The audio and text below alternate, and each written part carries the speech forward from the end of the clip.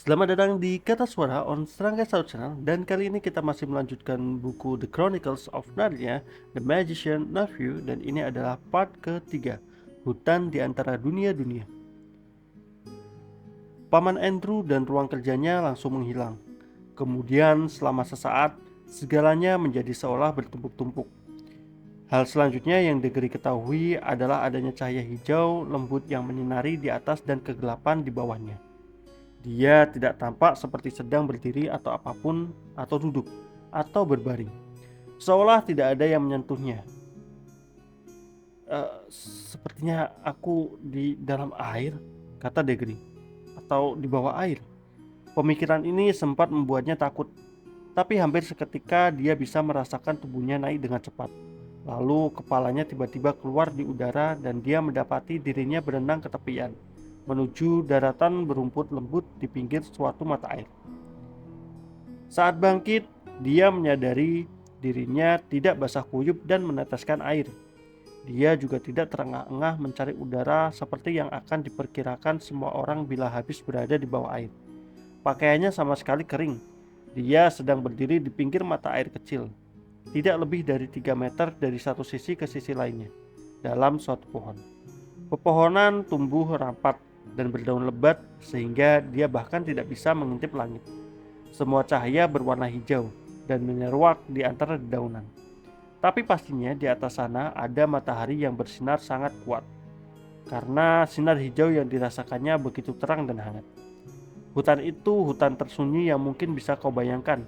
Tidak ada burung-burung, tidak ada serangga, tidak ada hewan-hewan, dan tidak ada angin. Kau nyaris bisa merasakan pepohonan tumbuh. Mata air tempat Degeri baru saja keluar ternyata bukanlah satu-satunya mata air di sana. Ada lusinan mata air lain. Satu mata air di setiap meter sejauh matamu bisa memandang. Kau hampir bisa merasakan pepohonan menghisap air dengan akar-akar mereka. Hutan itu sangat hidup. Ketika berusaha melukiskannya, nanti Degeri selalu berkata, "Eh, tempat itu begitu kaya, sekaya kue plum." Hal teranehnya, hampir sebelum dia menandang sekeliling, Degeri separuh lupa bagaimana dia bisa datang ke sana. Pada suatu titik, dia pastinya tidak memikirkan Polly, Paman Andrew, atau bahkan ibunya. Dia sama sekali tidak takut, bersemangat, atau penasaran. Kalau ada yang bertanya kepadanya, "Dari mana asalmu?" Dia mungkin bakal menjawab, "Tempat tinggalku dari dulu di sini." Seperti itulah rasanya, seolah seseorang sudah berada di tempat itu sejak lama dan tidak pernah merasa bosan. Walaupun tidak ada yang pernah terjadi di sana, seperti yang diceritakannya lama setelah itu. Tempat itu bukan jenis tempat di mana banyak hal terjadi. Pepohonan terus bertumbuh, itu saja. Setelah lama memandangi hutan itu, Degeri menyadari ada gadis kecil berbaring terlentang di kaki pohon beberapa meter dari dirinya. Mata gadis itu nyaris tertutup, tapi tidak terpejam, seolah dia sedang berada di antara keadaan tidur dan bangun. Jadi Degeri menatapnya lama sekali dan tidak berkata apa-apa. Dan akhirnya gadis itu membuka mata dan memandangi Degeri lama sekali, juga tanpa berkata apa-apa. Lalu gadis itu berbicara dengan suara yang pelan dan lembut seperti orang mengantuk. Sepertinya aku pernah bertemu denganmu sebelumnya," katanya. "Eh, menurutku juga begitu. Kau sudah lama berada di sini." "Oh, aku selalu ada di sini. Setidaknya entahlah, lama sekali."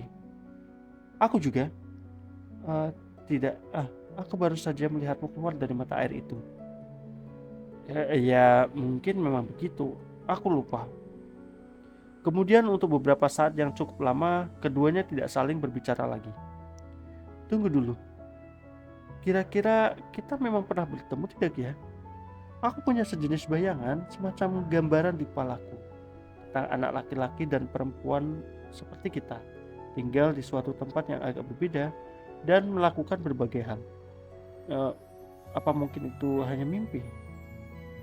Ah, aku juga punya mimpi yang sama, sepertinya, tentang anak laki-laki dan perempuan, tinggal bersebelahan dan sesuatu tentang merangkak di antara kerangka rumah. Aku ingat anak perempuan itu mukanya kotor. Sepertinya ingatanmu terbalik. Dalam mimpiku justru si anak laki-laki yang wajahnya kotor. Aku tidak bisa mengingat wajah anak laki itu, kata Degeri kemudian menambahkan. "Wah, apa itu?" "Ah, itu kan hamster," kata si gadis kecil. Dan memang benar, di sana ada hamster gendut mengendus-endus rumput, tapi di sekeliling perut hamster itu ada tali, dan terikat di tali itu cincin kuning yang bersinar terang. "Lihat, lihat," teriak Tigri. "Cincin itu. Dan lihat, kau juga mengenakan cincin seperti itu di jarimu." Aku juga." Si gadis kecil itu kini duduk tegak. Akhirnya benar-benar tertarik. Mereka menatap satu sama lain lekat-lekat, berusaha mengingat. Kemudian di saat yang tepat bersamaan si gadis berteriak, "Miss Catterley!" Dan si anak laki berseru, "Paman Andrew!" Lalu mereka pun tahu siapa diri mereka dan mulai mengingat keseluruhan cerita. Setelah banyak berbincang-bincang selama beberapa menit, akhirnya mereka mengingat semuanya. Gregory menjelaskan betapa kejamnya tindakan Paman Andrew. "Apa yang harus kita lakukan sekarang?" tanya Polly. "Bawa pulang hamster ini dan kembali ke dunia kita." "Eh, Tidak perlu terburu-buru," kata Gregory sambil menguap lebar sekali. Kurasa harus begitu. Tempat ini terlalu sunyi. Begitu, begitu seperti mimpi. Kau sendiri nyaris tertidur. Sekali kita menyerah terhadap pengaruhnya, kita hanya akan berbaring dan dalam keadaan setengah tertidur selama-lamanya. Tapi nyaman sekali berada di sini, kata Degri. "Ya, memang benar. Tapi kita harus kembali." Dia berdiri dan mulai berjalan menghampiri si hamster dengan hati-hati. Tapi kemudian dia berubah pikiran. Sebaiknya kita biarkan saja si hamster di sini," kata Polly. "Dia tampak begitu bahagia di tempat ini. Dan pamanmu hanya akan melakukan sesuatu yang buruk padanya kalau kita membawanya pulang." "Aku yakin dia akan melakukan itu. Lihat saja caranya memperlakukan kita. Ngomong-ngomong, bagaimana cara kita pulang?" Kurasa sih lewat mata air itu lagi mungkin." Mereka berjalan mendekati mata air dan berdiri berdampingan di tepinya, menunduk menatap permukaan air yang datar. Pada permukaan itu terlihat bayangan cabang-cabang pohon hijau penuh dedaunan sehingga tampak sangat dalam. "Kita tidak punya perlengkapan berenang kan?" kata Polly. Kita tidak butuh semua itu, bodoh. Kita tidak akan menyelam ke dalamnya dengan pakaian lengkap. Masa kau tidak ingat airnya sama sekali tidak membasahi kita ketika kita naik ke sini? Kau bisa berenang? Sedikit. Kau bagaimana? Ya, tidak terlalu bisa. Kurasa kita tidak akan perlu berenang, kata Degri. Kita kan mau pergi ke bawahnya, ya kan? Tidak satupun di antara mereka menyukai ide melompat ke mata air itu, tapi tidak ada yang mengatakannya. Mereka bergandengan tangan dan berkata, 1, 2, 3, lompat! Lalu melompat. Mereka merasakan cipratan besar dan tentu saja mereka memejamkan mata. Tapi ketika membuka mata lagi, mereka mendapati diri mereka masih berdiri, bergandengan tangan di hutan hijau, dan nyaris hanya terendam air sehingga ke mata kaki. Mata air itu ternyata beberapa sentimeter dalamnya. Mereka berjalan kembali ke daratan kering. "Apa sebenarnya yang salah?" tanya Polly dengan suara ketakutan. "Tapi tidaklah setakut seperti yang kau bayangkan, karena sangatlah sulit merasa sangat takut saat berada di hutan itu. Tempat itu terlalu damai." Oh, aku tahu," kata Gregory.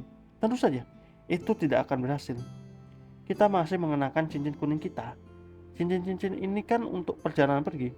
Cincin-cincin yang hijau akan bawa kita pulang. Kita harus mengganti cincin kita. Kau punya saku? Bagus. Simpan cincin kuningmu di saku kiri. Aku punya 2 cincin hijau. Ini satu untukmu." Mereka mengenakan cincin hijau dan kembali ke mata air. Tapi sebelum mereka mencoba melompat lagi, Gregory mengeluarkan, "Oh, oh, oh," yang panjang sekali. "Ada apa?" tanya Polly. Aku baru saja mendapat ide bagus." "Untuk apakah mata air lainnya?" "Apa maksudmu?"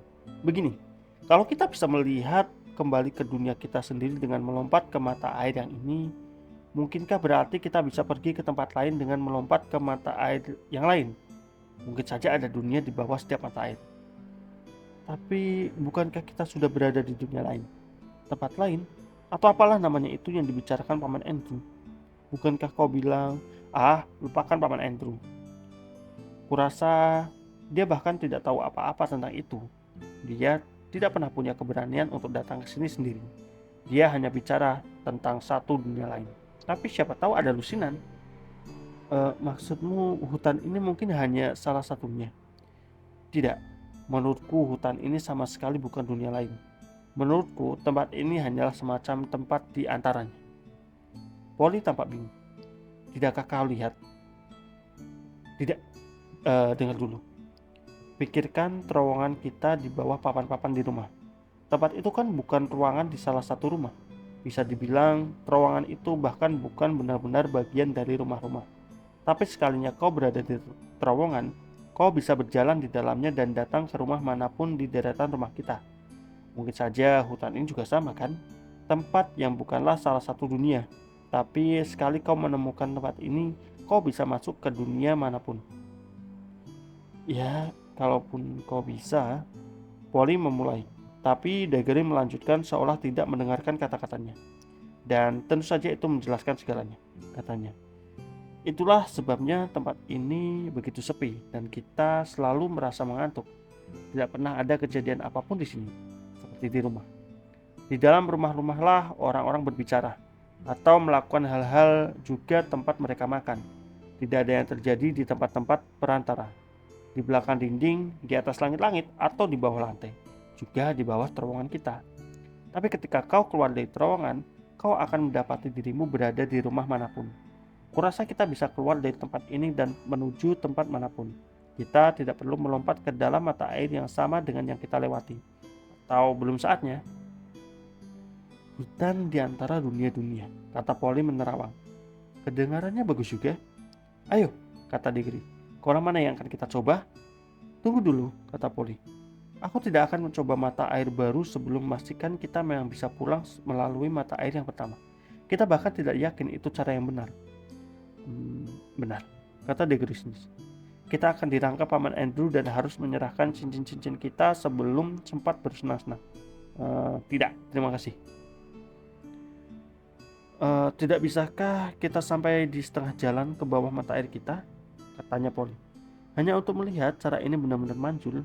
Lalu begitu kita tahu ini berhasil, kita ganti cincin dan kembali naik sebelum benar-benar sampai di ruang kerja Mr. Catterley. Bisakah kita pergi separuh jalan ke bawah? Ya, cukup lama waktu yang kita perlukan untuk naik. Kurasa bakal memakan waktu sedikit lama untuk kembali. Daggery agak sulit menyetujui rencana ini, tapi akhirnya dia terpaksa setuju. Karena Polly sama sekali menolak melakukan penjelajahan ke dunia baru apapun sebelum memastikan dia bisa kembali ke dunia asalnya. Dia kurang lebih sama beraninya dengan Daggery dalam menghadapi beberapa bahaya. Tawon misalnya. Tapi Polly tidaklah tertarik menemukan hal-hal yang belum pernah didengar siapapun. Sedangkan Daggery tipe orang yang ingin mengetahui segalanya. Dan ketika tumbuh dewasa, dia menjadi Profesor Kirke yang terkenal yang akan muncul di buku-buku lain. Setelah cukup lama berdebat, mereka sependapat untuk mengenakan cincin hijau mereka. Hijau untuk keamanan, kata Daggery. Jadi kau tidak bisa tidak mengingat cincin yang mana untuk apa. Lalu mereka bergandengan tangan dan melompat. Tapi segera ketika mereka tampak akan kembali ke ruang kerja Paman Andrew atau bahkan dunia mereka sendiri, Polly bertugas untuk berteriak, ganti. Dan mereka akan membuka cincin hijau lalu memakan cincin kuning lagi. Daggery ingin jadi yang bertugas berteriak ganti, tapi Polly tidak juga mau setuju. Mereka mengenakan cincin hijau, saling menggamati tangan, dan sekali lagi berteriak. 1, 2, 3, lompat! Kali ini cara itu manjur. Sangatlah sulit menceritakan pada kalian bagaimana rasanya, karena segalanya terjadi begitu cepat. Awalnya ada cahaya-cahaya terang yang bergerak di langit hitam. Daggery selalu menganggap cahaya-cahaya itu bintang-bintang dan bersumpah melihat planet Jupiter cukup dekat untuk melihat bulannya. Tapi hampir sekaligus terlihat oleh mereka barisan demi barisan atap dan cerobong asap di atas. Mereka juga bisa melihat Saint Paul sehingga tahu mereka sedang melihat pemandangan London. Tapi kau bisa melihat menembus dinding-dinding semua rumah. Lalu mereka bisa melihat Paman Andrew, sangat samar dan terbayang-bayang. Tapi semakin lama, semakin kelihatan jelas dan nyata. Seolah dia kian mendekati fokus. Tapi sebelum Paman Andrew menjadi benar-benar nyata, Polly berteriak, ganti!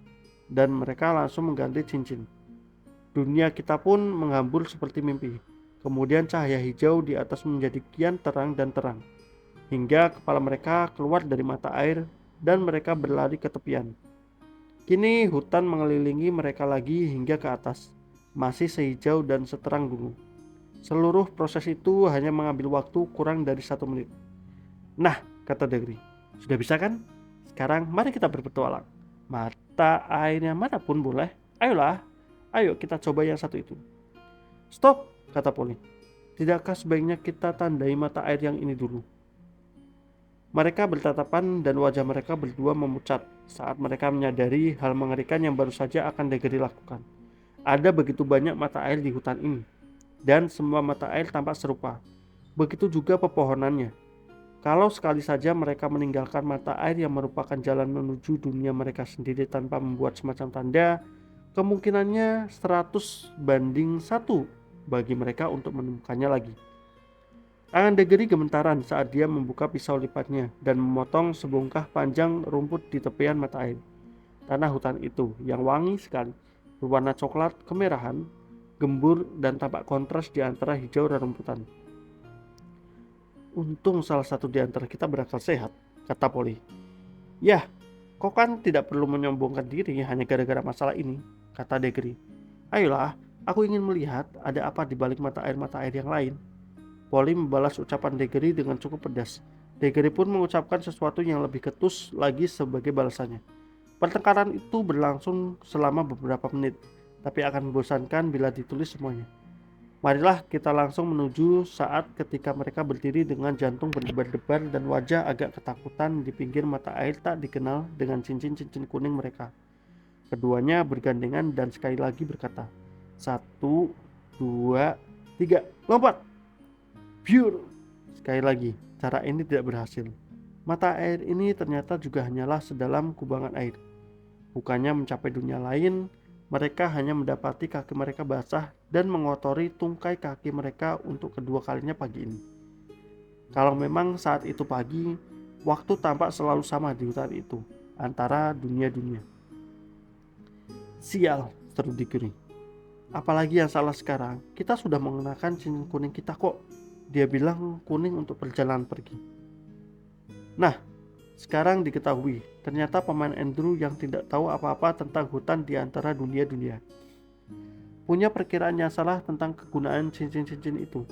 Cincin yang kuning bukanlah cincin pergi, dan cincin yang hijau bukanlah cincin pulang. Setidaknya bukan seperti yang dipikirkannya. Bahan-bahan yang membuat kedua cincin itu berasal dari hutan itu. Bahan-bahan dalam cincin kuning memiliki kekuatan untuk menarikmu ke hutan. Bahan-bahan yang ingin kembali ke tempatnya semula, tempat di antara. Tapi bahan dalam cincin hijau adalah bahan yang berusaha keluar dari tempatnya semula. Jadi, cincin hijau akan membawamu keluar dari hutan ke sebuah dunia. Paman Andrew, untuk kau ketahui, sehingga sedang bereksperimen dengan benda-benda yang sebenarnya tidak terlalu dia mengerti. Sebagian besar penyihir memang begitu. Tentu saja, Degeri juga tidak terlalu menyadari kenyataan ini. Setidaknya tidak hingga nanti. Tapi ketika mereka telah membicarakannya, mereka memutuskan mencoba cincin hijau mereka ke mata air baru hanya untuk melihat apa yang akan terjadi.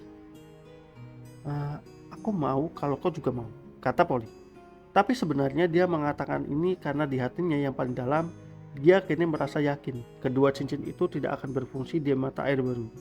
Jadi tidak ada yang perlu lagi ditakutkan selain cipratan air lagi.